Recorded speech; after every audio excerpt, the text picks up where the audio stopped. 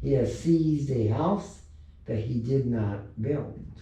Because he knows no contentment in his belly, he will not let anything in which he delights escapes him. There was nothing left after he had eaten, therefore the prosperity will not endure. In the fullness of his sufficiency, he will be in distress. The hands of everyone in misery will come against him to fill his belly to the full. God will send his burning anger against him and ran it upon him into his body. He will flee from an iron weapon, and bronze arrows will strike him, though it draws forth and comes out of his mouth and body. The glittering point comes out of his gallbladder. Terror comes upon him. Utter darkness is laid up for his treasures.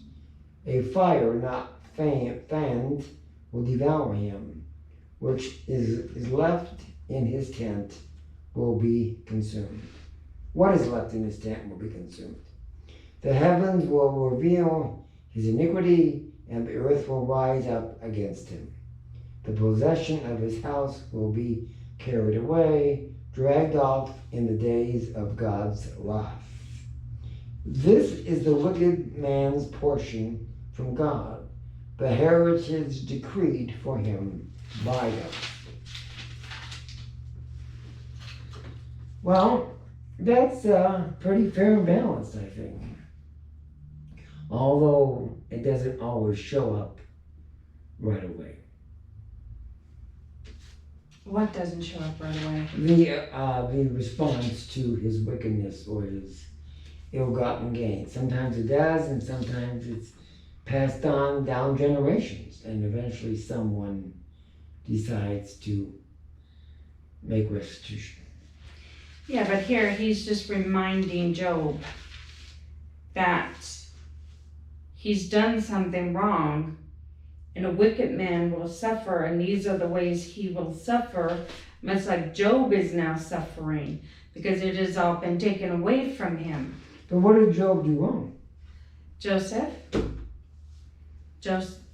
did nothing wrong. Thank you. But his friends think he did. Right.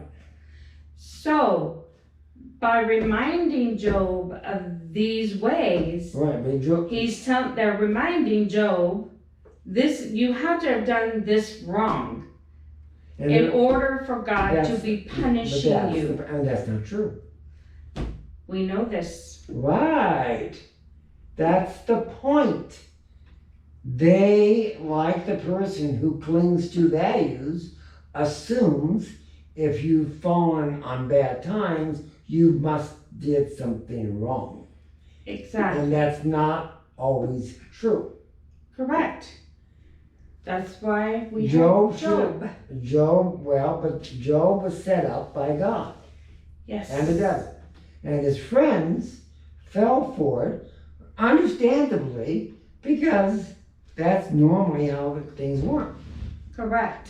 Job is reminding them that he didn't do anything, and they feel Job is being selfish or he is lying to himself, because God would not have put him in the position he's in if he had not done something wrong. Right. So let's go to Job's response. Right. Well, we have a long way to get to the end, but the point is that what bothers me about Job and the whole setup, and by the way, this theme of the devil basically going to God and saying blah, blah, blah, is not something in only ancient history. In the Roman Catholic Church, I believe it was Pope Leo, I forget which one. Anyway, turn of the century, of the other century. The devil went to God. The Pope supposedly saw this. And the devil said, if I had free reign, I could destroy your church. And in the vision, the Pope said, God said, okay, I'll give you 100 years. So, and other religions have things very similar to this. Now, it raises a question, because if you really analyze this, what the hell's going on here? Why is God doing? What does the devil know that we don't know? Why does God allow this? Well, what's the there is a mystery here. As much as we can gather from the obviousness of how the people act, there is a real mystery here, in my view. And there's just a mystery, plain and simple. I don't have the answer, but it seems very obvious to me. Now, the question is, and by the way, remember, I was the one that admitted way back when, until recently, I didn't know Job was real. I probably was the only person in the world, but Job is mentioned in Ezekiel as Job, Daniel, and I forget the other one right now, the three righteous. So, you add it up the way you want, and it's just very, very interesting. Okay, let's go to chapter 21. Job replies, the wicked do prosper. Oh, shock. Then Job answered and said, keep listening to my words, and let this be your comfort. Bear with me, and I will speak. And after I have spoken, mock on. As for me is my complaint against man. Why should I not be impatient? Look at me and be appalled, and lay your hands over your mouth. When I remember, I am dismayed, and shuddering seizes my flesh.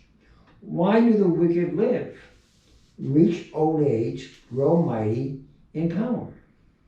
Their offspring are established in their presence, and their descendants before their eyes. Their houses are safe from fear, and no rod of God is upon them.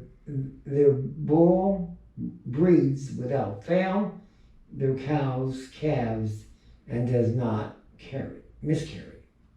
They send out their little boys like a flock, and their children dance.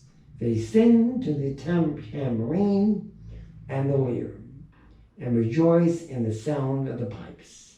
They spend their days in prosperity, and in peace they go down to Sheol.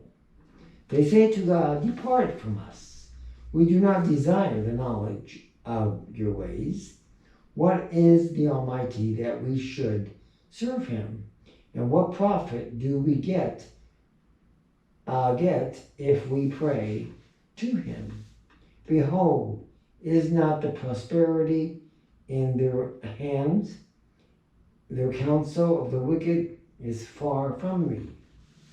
How often is it that the lamp of the wicked is poured out? That their calamity comes upon them. That children distribute. That God distributes pains in his anger. That they are the straw before the wind, and like chaff that the storm carries away. You say God stores up their iniquities for their children. Let him pay it out to them, that they may know it. Let their own eyes see their destruction. Now let them drink of the wrath of the Almighty. For what do we care for their houses after them, when the number of their mouths is cut off?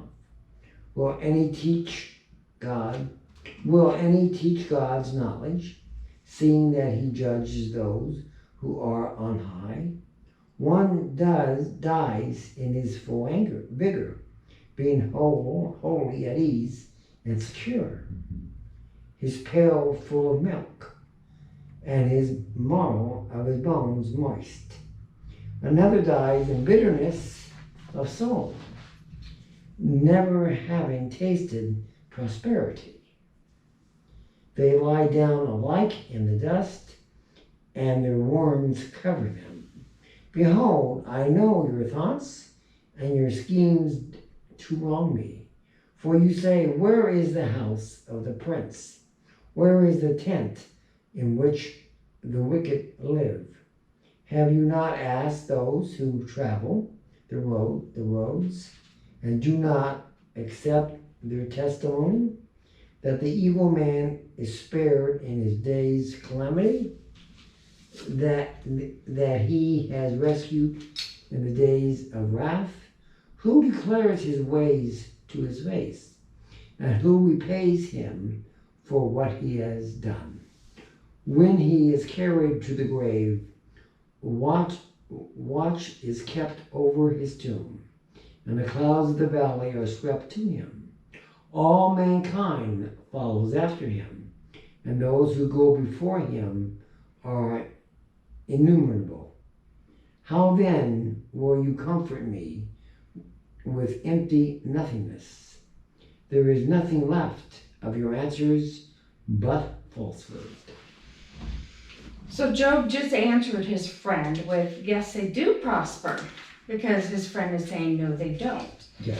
So he's reminding him, yes, they do.